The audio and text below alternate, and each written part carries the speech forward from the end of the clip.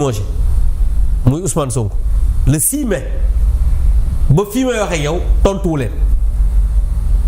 bi mu leen tontuwul ñoom bi ñu yëgee ne bi ñu adopté mbir mi en conseil des ministres ñu bëgg a parax en procédure d'urgence pour adopter ko mais syndicats yi alerté nañ. bind seen centrale syndicat yépp bind def une déclaration pour informer l'opinion ñun ñi nga xam ne aussi ay député lañ ñu informer leen looloo tax démb ma jàpp ne comme Sénégal dafa économie bi presque nërmeelu travailleurs yi ñi ngi ci ay jafe-jafe lépp loo xam ne ay acquis loo xam ne amoon nañ ko sur le plan social ñii ñu ngi koy bëgg a salfaañe ba pare indil leen yoo xamante ni nii dañ koy légaliser à travers un code et su boobaa mooy liggéey moom jaratul dara Sénégal moo tax barki démb ma ne leen question préalable ci laa leen expliquer ne leen bu ñu voté texte yi mooy dinañ déclarer la guerre au monde du travail dinañ salfaañe àq ak yelleefu travailleur fii ci Sénégal te jàpp naa ne boo amee réew mu mel ne Sénégal nga xam ne lépp a jafe économie presque daanu na travailleurs yi seen ak yëpp jël nañ ko teg ko ci suuf ñi nga xam ne ñoo fi nekkoon pratiquement plus de 300 000 dañ leen a licencier sans droit travailleurs yi di xeex loolu pareeguñu ay affaire généralisation indemnisation yooyu yëpp mu doon ay jafe-jafe yoo xamante ni gouvernement bi réglé gu ko parce que bul fàtte ne signé woon nañ fi pacte social nga gis ne am na ay conférence yoo xamante ni conférence sociale boo xam ne def nañ ko fi boo xam ne avec des dysfonctionnements et tey jii mooy 3e ministre en 2 ans au niveau du ministère du travail donc yooyu yëpp mu doon instabilité qui fait boo xam ne dafay indi ay jafe-jafe dans le monde du travail ñu bëgg ci boole nag adopter les codes là sans consensus sans concertation ah non on a dit non compliqué. Et je pense que ils ont compris que cette fois-ci il fallait que ñu reculer moo tax ñu delloo maintenant loi yi en commission et loolu pour ñu def ay amendement dellu ginnaaw ci li nga xamante ni moom la ñu waxoon parce que ñoom xam nañ leen dañuy des fois reculer pour mieux sauter mais on sera vigilant les travailleurs on les a rencontrés ils vont être vigilants vous avez joué votre rôle de député wax leen exactement fan la ñuy dem pour maintenant terminer ci processus boobu ñoom bi ñu koy renvoyer ni ñu ko renvoyer sax dañ leen a baal rek sarax leen parce que ni ñu ko defee baaxul parce que article 84 article 84 dafa wax ne au cours des débats tout député peut poser une motion préjudicielle tendant à renvoyer le texte au niveau de la commission jusqu'à la ñu am yenn conditions yoo xam ne matal nañ ko mooy comme ni ñu def nii mais boobu dañ ne au cours du débat te ku ne xam ne débat bi démb commencé gul mais ñu ne le président de la commission effectivement saisi au fond bu fekkee moo demandé ñu renvoyer ko c'est de droit kenn du ko sax examiner moo tax président commission loi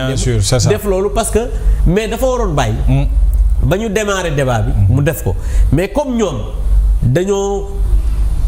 tële ñu ne nañu bàyyi rek ñu renvoyer ko mais il faut que ñu wax sénégalais yi li nga xamante ne nii moom mooy ay manquements yi nga xam ne moom moo am par rapport ak lii nga xam ne moom mooy état boo xamante ni nii amuñu xam-xam mënuñu liggéey yàq nañ réew mi lépp loo xamante ni nii amoon nañ ko comme acquis dinañ ko mais ñoom nañu xam ne ñun on sera vigilant te suñu taxawaay de vigie dinañu continuer di ko taxaw mobiliser Sénégalais yi nag pour que li ñu bëgg a def muy installer un parti état installer une dictature installer la pensée unique dans ce pays loolu Sénégal. très bien mënu fi nekk. alors pour génn assemblée nationale laataa ñu fay génn yaa ngi naan reconnaître le président de l' assemblée nationale Ousmane Sonko comme président bu législature bi wala bu assemblée mais def ngeen li leen yoon mayoon mooy ba mbiri amee def ngeen recours ca conseil constitutionnel moom mu déclaré wu incompétent alors naka ngeen recevoir cette décision. waaw mais xam nga avec étonnement parce que on a pris acte de cette décision parce que ñun ay républicains lañ pour wan la ko mooy ñun population yi ñoo ñu fal du ñu gedd assemblée nationale bi ndax ñoo xamante ne ni dañoo bëgg a yàq réew mi moo tax bi ñu defee recours bi dañu ne tant que conseil constitutionnel àdduwul du convoquer réunion bureau ñu dem du convoquer conférence des présidents dem du convoquer plénière ñu dem. Ah oui. C'est ce qu'on a fait. Oui. Maintenant bi conseil constitutionnel wax ne man mënuma àddu ci acte boo xamante ni acte assemblée nationale bu mu jël la conseil constitutionnel loolu sénégalais il faut mu leer waxul ne réintégration bi légal na wala légalul. loolu aussi il faut que ça soit clair. Oui. conseil constitutionnel dafa incompétent pour je pense pour maintenant wax àddu ci loolu. ñun nag en tant que député parlementaire jàpp nañ ne. kii dafa usurper utiliser la force utiliser majorité pour revenir à l'Assemblée nationale et loolu dañuy continuer di ko combattre en tout cas. man en tout cas comme je l'ai dit. ak ñeneen. loolu mooy suñu position. maintenant comme ni ma la ko waxee dinañu continuer. xeex bi parce que jàpp naa ne sénégalais yi il faut que ñu xam exactement kan mooy Pastef. kan mooy leaderu Pastef ak fan la ñu jëlee réew mi. ak fan lañ ko bëgg a yóbbu. fi ñu ko bëgg a yóbbu. dinañ def tout pour ñu bañ fa àgg parce que aujourd'hui comme je vous l'ai dit ñun au niveau du conseil constitutionnel la ñu waroon def en tant que parlementaire def nañ ko conseil constitutionnel ñun waxuñu waxu bureau bi ñun on a attaqué l'intégration de Ousmane Sonko à travers l'article 54 et loolu je pense conseil constitutionnel waroon na ci mën a clair, parce que loolu c'est la constitution maintenant nag parce que nag boo fàttali ko